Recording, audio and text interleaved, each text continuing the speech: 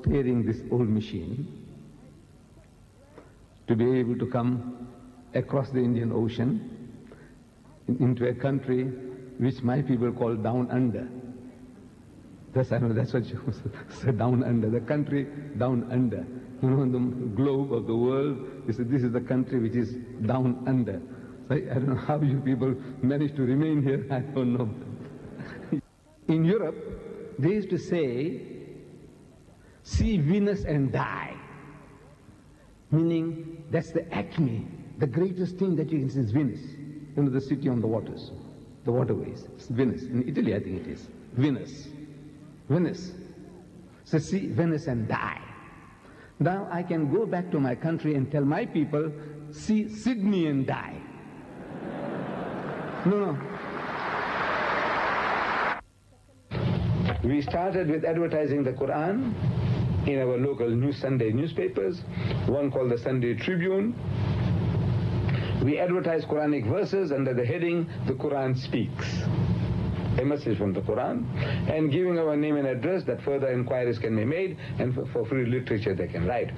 Then the same thing we started doing for the African people in the Zulu language newspaper called Ilanga Natal, means the son of Natal, in which we had Quran Yakuluma, which means what the Quran says. And again, the same technique, verses from the Quran translated into Zulu and offering people free information and literature. In buildings you'll find the sign saying, read Al-Quran, the Last Testament. Read Al-Quran, the Last Testament. During the day, the sign is there, and at night, it flashes, the color. So in other words, attracting people's attention. We have so far handled this office of mine, some 85,000 Holy Quran translations, Arabic text, translation and commentary, which we have been selling, and what returns we get gets plowed back into propagation. I want to help the people in Sri Lanka and in India, Pakistan, in the UK. We want to do this, that the Quran is made available. We are reproducing videotapes of our lectures, mostly on comparative basis. Like this particular one, it says Muhammad sallallahu alaihi wasallam in the Bible in response to Swagat. Whole world is crying for these tapes because it's something novel to them. It's really a novel thing, because they have heard lectures about only addressing Muslims, how to make salat, we must give zakat, we must not drink, we must not gamble, we must be attired Islamically and all that. They have been listening to that continuously for centuries now, for decades. But now comes along something novel most especially people in a Western environment, like in the United States or in any other country where Muslims are, where the Christian missionaries are making onslaughts, like in India and in Pakistan and in Bangladesh and in Indonesia, wherever the Muslims are. We find that they are under attack and they don't know how to respond. They don't know how to respond to these Christian missionaries. So our tapes are doing that job. So there is a demand all over the world, so the department is expanding and increasing. So we have now exploited the machines, these electronic wizards, by creating what we call Islamic telecoms.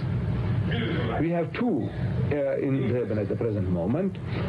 One in our own building here, two of our shops, we took them over, shops in the building, and we changed them into Islamic telecoms. What happens there is that in the window, we have a monitor that at least 16 hours a day, our programs are being played, passers-by are being attracted. Then inside, we have seating accommodation, that the people can come and sit inside, watch the monitor inside, in comfort. We have now started training da'is, people who can go and propagate Islam. Because the Muslims all over the world, where I go and lecture, they seem to have taken a liking to my approach. Because something that was lacking in, that the Muslim didn't know how to approach the non-Muslim, the Jews, the Christians, the Hindus, and I'm showing them how it can be done. To me, it's just a very natural thing to do, which Allah Bari Ta'ala gives us a secret in the Holy Quran when He says, Qul, tell them, Ya Ahl al-Kitab, O people of the book, O Jews and Christians, Ta'alaw, come. ila kalimatin sawa'in baynana wa baynakum, that we come to common terms as between us and you. Let us get onto a common platform, some understanding us about basics, and then Allah Bari Ta'ala tells us what to talk about. But now we have not been doing that because we don't know how. Allah is telling you on a common platform, talk about this. Allah na'budu illallah wa la nushrika bihi shay'an wa la yattakhidha ba'duna ba'dan arbaba min dunillah. The most memorable visitors here was the head of a Catholic church body, Mr. Dawood Ngwane. I was looking for a particular book in my son's bedroom. There's a pile of old books in my son's bedroom. I was looking for a book that I wanted to use. And while looking for this book, I found this little booklet. And the title attracted my attention, Crucifixion or Crucifixion. I thought, what does it mean? So that day I read the booklet 3 times. I tell you that I couldn't put the book down during my supper time. That day, Mr. Ngwane's world was turned upside down. At the age of 63, he began a new life as a Muslim. But he was never able to have another conversation with Ahmed Deedat at the IPCI. The vibrant, dynamic orator was violently catapulted into a body which no longer worked. He suffered a stroke which left him completely paralyzed from the neck down.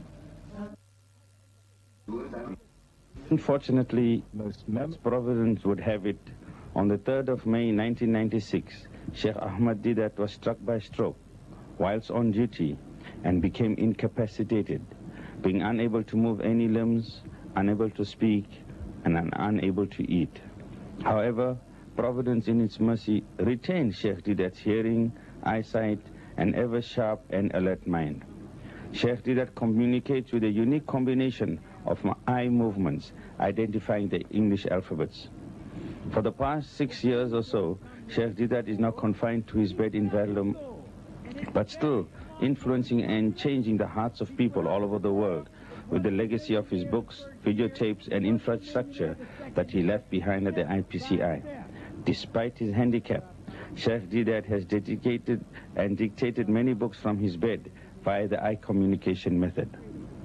However, it can be said with humility that no other South African, or perhaps no other Sikh person, has had so many visitors from all over the world, ranging from government ministers, TV crews, from major international networks, religious leaders of all religious groups, academics, scholars, and ordinary people. In this snippet, we see Minister Louis Farrakhan from America paying a visit to Sheikh Ahmed Deedat at his home with his entourage on his recent visit to South Africa. And last night, I had the privilege of going to meet one of my heroes. Who is that? Ahmed Deedat, one of the great champions of Islam. He's a hero of mine. We have shared many days together. He visited me in my home in Chicago, Illinois, and I visited him here and saw him in the days of his strength. And last night, I saw him even stronger. His brain is sharp. He can see, he can hear, he can think, he just can't speak. But his faith is so strong.